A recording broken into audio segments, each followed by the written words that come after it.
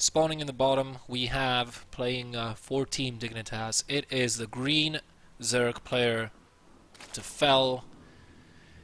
I must have been really frustrated after the previous game.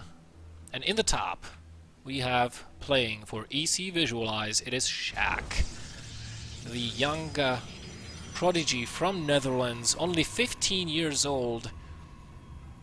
Keep in mind, or you know, one of the more juicy morsels of information I can give you regarding these two players is their astonishing age difference.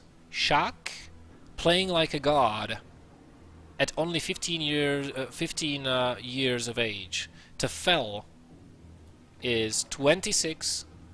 He is a veteran of both the Brood War and the StarCraft 2 scene. He's been around since forever.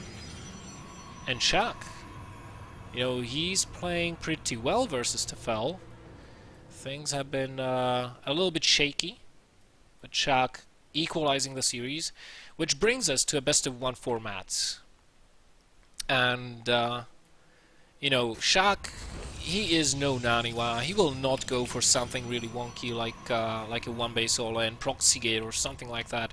I really expect a very standard game from both of these players. Now, Tefel, on the other hand, he might try to surprise his opponent. It would be tricky on this map. If we take a look here at the defensive capabilities of the Protoss, you have a very easy to wall off natural. You have a choke and a ramp here leading into your third base. You have kind of a white choke here, but you can still make it useful with force fields.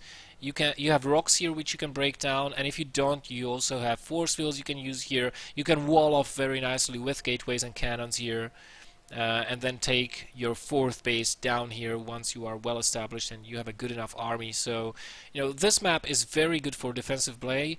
Not only for the Protoss race, however, you can play very defensively as a Zerg on this map as well. Swarm hosts actually can work wonders on this map. As we mentioned before, Tefel not really the biggest fan of swarm hosts, and I have to say from my own experience, every single Protoss player, when swarm hosts kind of came out and the Zerg players started using them en masse, they've been saying like, oh, this is so hard to deal with, this is so difficult.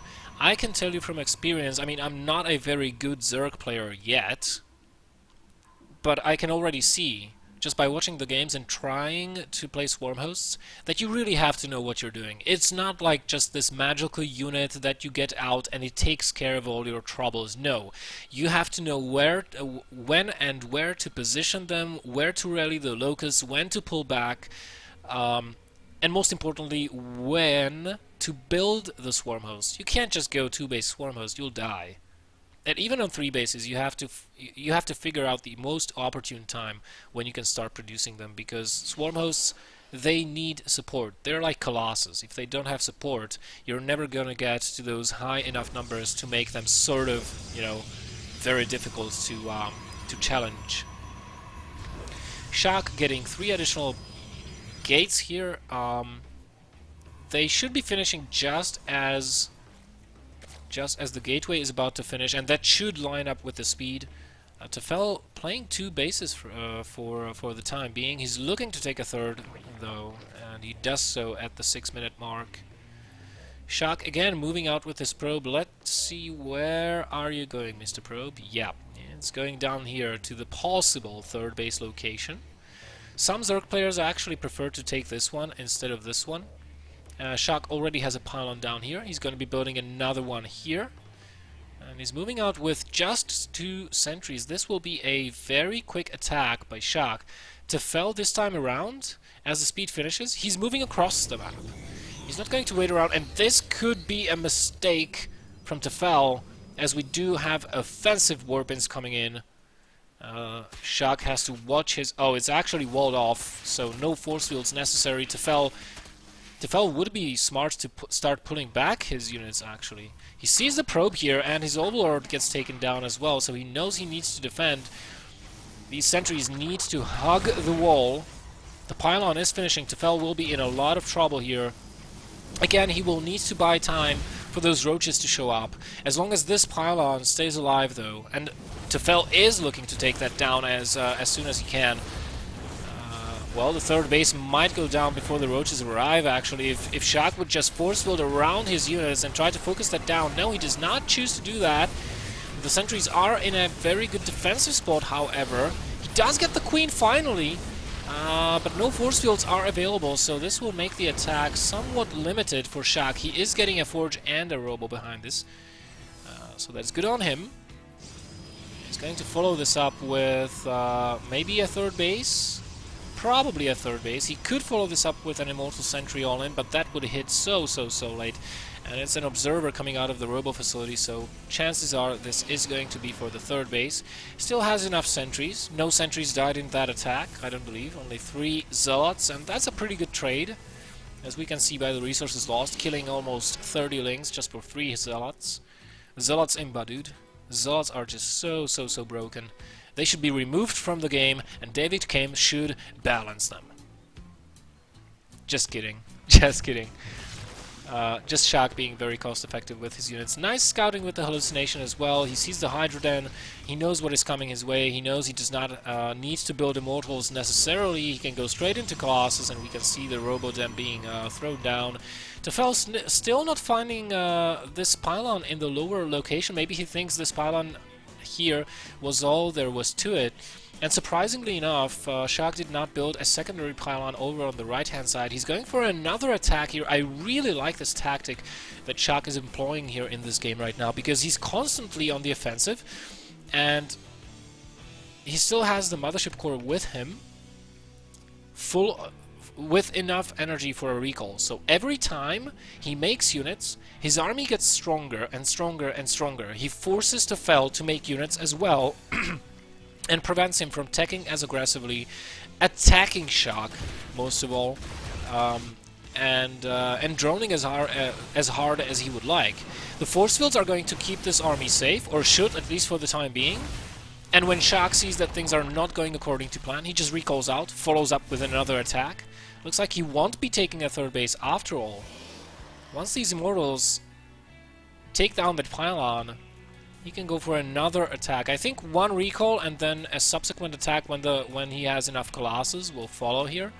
Tefel is being very tentative, feeling things out, does not want to overcommit. He knows what would happen if he were to engage head-on into Sjaak's army and not trade effectively. And he's also very scared of losing this third base. He does not have a fourth base yet, and it doesn't even look... Does he have an infestation pit? No, he does not. So he's definitely not looking to go hive this quickly.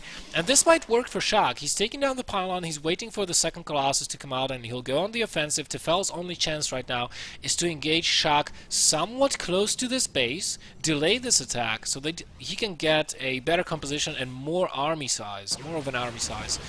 He sees the move out. Sjaak is kind of re-walling here. I don't know if this pylon... Yeah, it's been misplaced. Sjaak is going to... Oh, he's actually reconsidering... No, is he going to wall off or is he not going to wall off? Is this going to be an all-in? Is this going to be a transition into a third base with a heavy attack? It's going to be an all-in. At least for the time being. There's the infestation pit just when Tefel thinks that Sjaak is not going to be attacking. Sjaak is actually attacking. Gosu game sense, dude. So awesome. And those Hydras, they don't even have speed yet, so this whole left flank can be taken down as Sjaak force fields this lower portion of the army. He cannot fight this army all at once, though. And he's being very conservative with his force fields here, which I'm not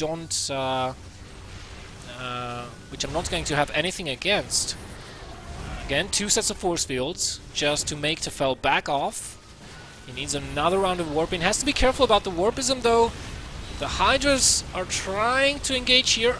That Mothership Core has been targeted down for a little while there. Oh, and it does go down, which means Sjaak has to make this work. The force fields, how many are they left? 0 force fields, and right now the battle will start to turn in Tefel's favor just a little bit. 2 Colossi still alive, but more reinforcements coming in. No additional weapons for Sjaak just yet. He's getting his army taken down. He backs up with the Colossus, tries to micro the best he can. The War Prism will fall as will the Colossus. Sjaak probably not going to take these series. Tefel